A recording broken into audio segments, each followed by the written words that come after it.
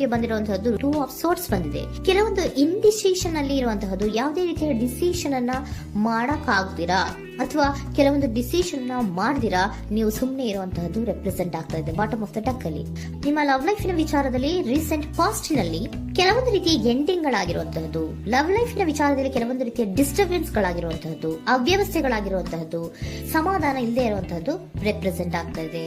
ಯಾಕೆ ಅಂದ್ರೆ love life ನ ವಿಚಾರದಲ್ಲಿ ಯಾವುದೇ ರೀತಿಯ ಪಾಸಿಟಿವ್ ಬದಲಾವಣೆಗಳಾಗುತ್ತಾ ಅನ್ನುವಂತಹದ್ದು ನೀವು ಪಾಸ್ಟಿನಲ್ಲಿ ನೀವು ನಿಮ್ಮ ಲವ್ ಲೈಫ್ ನಲ್ಲಿ ನೀವು ಆಲೋಚನೆಯನ್ನ ಮಾಡಿದ್ದೀರಿ. ಕೆಲವೊಂದು ಬದಲಾವಣೆಗಳಾಗುವಂತ ಸಾಧ್ಯತೆಗಳಿದೆಯಾ ಅಂತ. ಆದ್ರೆ ಎಂಡಿಂಗ್ ಗಳಾಗಿರುವಂತಹದ್ದು ಯಾವುದೇ ರೀತಿಯ ಸರಿ ಹೋಗ್ತಿಲ್ದೇ ಇರುವಂತಹದ್ದು ರೆಪ್ರೆಸೆಂಟ್ ಆಗ್ತಾ ಇದೆ. ತುಂಬಾ ಆಲೋಚನೆಯನ್ನ ಮಾಡಿರುವಂತಹದ್ದು ನಿಮ್ಮ ಲವ್ ಲೈಫಿನ ವಿಚಾರವಾಗಿ ನಿದ್ರಾಹೀನತೆಗಳಾಗಿದೆ. ಕೆಲವೊಂದು ರೀತಿಯ ಸ್ಟ್ರೆಸ್ಸಿಗೆ ಒಳಗಾಗಿರುವಂತಹದ್ದು ನಿಮ್ಮ ರೀಸೆಂಟ್ ಪಾಸ್ಟಿನಲ್ಲಿ ನಡೆದಿರುವಂತಹದ್ದು. ಲವ್ ಲೈಫಿನ ವಿಚಾರವಾಗಿ ಯಾವುದೇ ರೀತಿಯ ಅಂತ ಸಮಾಧಾನದ ಏನು ನಿಮ್ಗೆ ನಡೆದಿಲ್ಲ. ಆ ಕಾರಣಕ್ಕೆ ನಿಮ್ಗೆ ಕೆಲವೊಂದು ವಿಚಾರಗಳನ್ನ ಡಿಸಿಷನ್ ತಗೊಳ್ಳುವಂತಹದ್ದು, ಡಿಸೈಡ್ ಅನ್ನ ಮಾಡುವಂತಹದ್ದು ನಿಮ್ಗೆ ಕಷ್ಟ ಆಗ್ತಾ ಇರೋದು. ನೀವು ಪ್ರೆಸೆಂಟ್ ಸಿಚುಯೇಷನ್ ಅಲ್ಲಿ ಬರುವಂತಹ ಆಫರ್ಗಳನ್ನ ನೀವು ಏನ್ ಮಾಡ್ತಾ ಇದ್ದೀರಾ ಅಂದ್ರೆ ರಿಜೆಕ್ಟ್ ಮಾಡ್ತಾ ಇದ್ದೀರಾ ಅಥವಾ ಮಿಸ್ ಮಾಡ್ಕೋತಾ ಇದ್ದೀರಾ. ಕೆಲವೊಂದು ಆಪರ್ಚುನಿಟೀಸ್ ಗಳು ಬಂದ್ರೂ ಕೂಡ ಅದರ ಬಗ್ಗೆ ನೀವು ಕರೆಕ್ಟ್ ಆಗಿ ಗಮನವನ್ನ ಕೊಡ್ತಾ ಇಲ್ಲ. ಯಾಕೆ ಕೊಡ್ತಾ ಇಲ್ಲ? ನಿಮ್ಗೆ ಗೊತ್ತಾಗ್ತಿಲ್ಲ ಏನ್ ಮಾಡ್ಬೇಕು.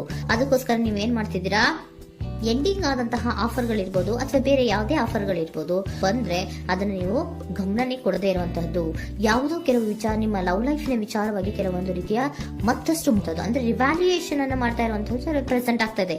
ಪ್ರೆಸೆಂಟ್ ಅಲ್ಲಿ ನಾನು ಯಾವುದೇ ಆಫರ್ ಅನ್ನ ತಗೊಳ್ಳುವಂತ ಸ್ಥಿತಿಯಲ್ಲಿ ಇಲ್ಲ ಅನ್ನುವಂತ ರೀತಿಯಲ್ಲಿ ನೀವು ಆಫರ್ಗಳನ್ನ ಮಿಸ್ ಮಾಡ್ಕೊಳ್ಳುವಂತಹದ್ದು ಅಥವಾ ರಿಜೆಕ್ಟ್ ಮಾಡುವಂತಹದ್ದು ರೆಪ್ರೆಸೆಂಟ್ ಆಗ್ತಾ ಇದೆ. ನೆಕ್ಸ್ಟ್ ಕಾರ್ಡ್ ಬಂದಿರುವಂತಹದ್ದೇನು, ಪ್ರೆಸೆಂಟ್ ನಲ್ಲಿ ಪೇಜ್ ಆಫ್ ಸೋರ್ಟ್ಸ್ ಬಂದಿದೆ. ಯಾವುದೋ ಒಂದು ನಿಮ್ಮ ಲವ್ ಲೈಫಿನ ವಿಚಾರವಾಗಿ ಬಹಳಷ್ಟು ಕ್ಯೂರಿಯಾಸಿಟಿಯಿಂದ ಏನೋ ವಿಚಾರವನ್ನ ತಿಳ್ಕೊತಾ ಇದ್ದೀರಾ, ಬಹಳಷ್ಟು ಕ್ಯೂರಿಯಾಸಿಟಿಯಿಂದ ತಿಳ್ಕೊತಾ ಇದ್ದೀರಾ ಏನಾಗ್ತಾ ಇದೆ, ಹೇಗಾಗ್ತಾ ಇದೆ ಅಂತ. ತುಂಬಾನೇ ನೀವು ಕೆಲವೊಬ್ರು ಲವ್ ಲೈಫಿನ ವಿಚಾರದಲ್ಲಿ ತುಂಬಾನೇ ಮಾತು ಕೂಡ ಆಡ್ತಾ ಇರುವಂತಹದ್ದು ರೆಪ್ರೆಸೆಂಟ್ ಆಗ್ತಾ ಇದೆ.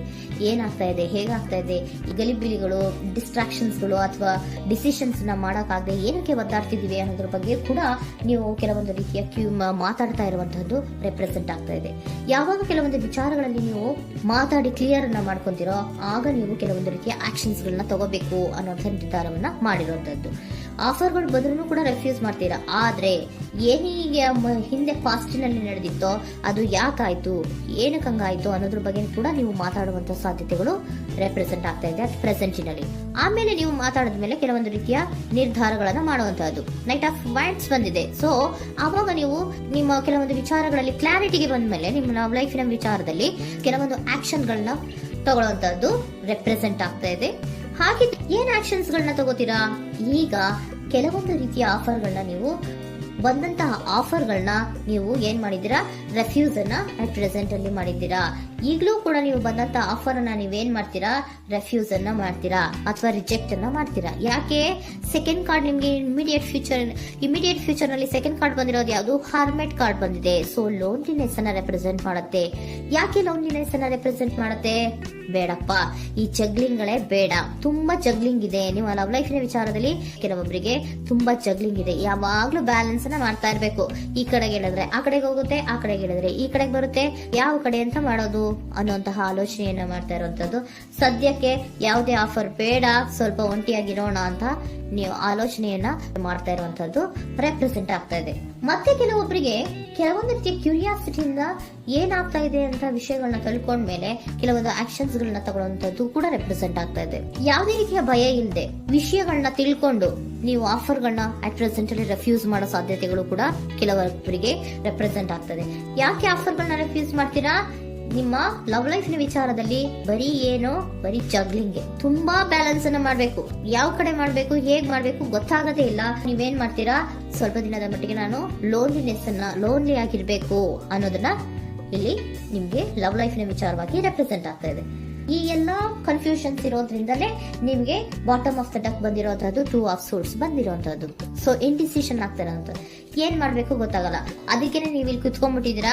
ನನ್ನ ಲವ್ ಲೈಫ್ ನ ವಿಚಾರವಾಗಿ ಯಾವ ನಿರ್ಧಾರವನ್ನ ಮಾಡಬೇಕು ಅನ್ನುವಂತಹ ಆಲೋಚನೆಯನ್ನ ಮಾಡ್ತಾ ಇರುವಂತದ್ದು, ಹಾಗೇನೆ ಮಾಡುವಂತದ್ದು ನಿಮ್ಗೆ ರೆಪ್ರೆಸೆಂಟ್ ಆಗ್ತಾ ಇರೋದು. ಕೆಲವೊಬ್ರು ರೆಫ್ಯೂಸ್ ಅನ್ನ ಮಾಡಿ ಮುಂದೆ ಹೋಗುವಂತ ಸಾಧ್ಯತೆಗಳು ಇರುವಂತಹದ್ದು, ಮತ್ತೆ ಕೆಲವೊಬ್ರು ಆಫರ್ಗಳನ್ನ ಬರುವಂತದನ್ನ ಬ್ಯಾಲೆನ್ಸ್ ಅನ್ನ ಮಾಡಬೇಕು, ಜಗ್ಲಿಂಗ್ ಅನ್ನ ಮಾಡಬೇಕು, ಸದ್ಯದ ಮಟ್ಟಿಗೆ ಒಂಟಿಯಾಗಿ ಇರೋಣ ಅಂತ ಆಲೋಚನೆಯನ್ನ ಮಾಡ್ತಾ ಇರುವಂತದ್ದು ರೆಪ್ರೆಸೆಂಟ್ ಆಗ್ತಾ ಇದೆ.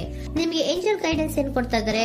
Don't stop. ಇಲ್ಲಿ ಡೋಂಟ್ ಸ್ಟಾಪ್ ನ ಅರ್ಥ ಏನಪ್ಪಾ ಅಂದ್ರೆ, ಯಾವ ಕೆಲವು ವಿಚಾರಗಳ ಬಗ್ಗೆ ಕ್ಲಾರಿಟಿ ಬೇಕು ನಿಮ್ಗೆ, ಯಾವ ವಿಚಾರಗಳಲ್ಲಿ ನೀವು ಕನ್ಫ್ಯೂಷನ್ಸ್ ಅಲ್ಲಿ ಒದ್ದಾಡ್ತಾ ಇದ್ದೀರಾ, ಏನ್ ಕ್ಲಾರಿಟಿ ಬೇಕೋ ಅದನ್ನ ಧೈರ್ಯವಾಗಿ ಮುಂದೆ ಬಂದು ಅದನ್ನ ಕ್ಲಾರಿಟಿಯನ್ನ ತಗೊಂಡು ಮುಂದೆ ಹೋಗು, ಅಲ್ಲೇ ನಿಂತ್ಕೋಬೇಡ ಅನ್ನುವಂಥದ್ದನ್ನ ನಿಮ್ಗೆ ಹೇಳ್ತಾ ಇದ್ದಾರೆ. ಯಾವ ವಿಚಾರವನ್ನ ನೀವು ಲವ್ ಲೈಫ್ ನ ವಿಚಾರದಲ್ಲಿ ಏನ್ ಈ ಜಗ್ಲಿಂಗ್ಗಳು ಅಥವಾ ಈ ಬ್ಯಾಲೆನ್ಸ್ ಗಳನ್ನ ಮಾಡ್ಕೊಂಡು ಅಥವಾ ಎಳ್ದಾಟಗಳನ್ನ ಮಾಡ್ಕೊಂಡಿದ್ದೀರೋ ಅಲ್ಲಿಗೆ ಕ್ಲಾರಿಟಿನ ತಗೊಳ್ಳಿ, ಧೈರ್ಯವಾಗಿ ಕ್ಲಾರಿಟಿನ ತಗೊಂಡು ನೀವು ಮುಂದೆ ಆಕ್ಷನ್ಸ್ ಅನ್ನು ತಗೊಳ್ಳುವಂತದ್ದು ರೆಪ್ರೆಸೆಂಟ್ ಆಗ್ತಾ ಇದೆ.